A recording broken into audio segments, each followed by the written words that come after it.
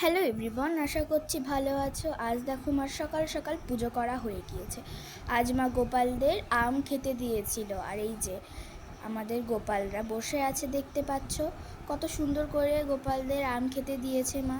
আর আমাদের কাছে না অনেক ফুল হয়, সে ফুলই মা গোপালদের আর ঠাকুরদের ফুল দিয়ে সাজিয়ে দেয়। কেমন লাগছে ঠাকুর ঘরটা বলবে কিন্তু কমেন্টে অবশ্যই। আমার বড় গোপালকে দেখতে কেমন লাগছে অবশ্যই বলবে।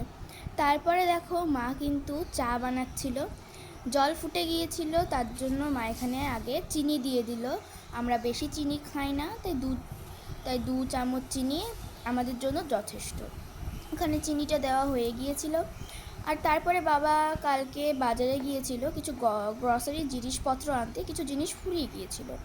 তারপরে আমরা আর মা সবাই মিলে চা খেয়ে নিলাম, চা আর বিস্কিট। আমাদের এটা সকালবেলার এখন একটু টুকিটাকি খাবার।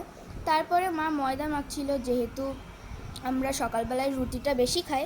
আজকের ভিডিওটা এটুকুই, টাটা।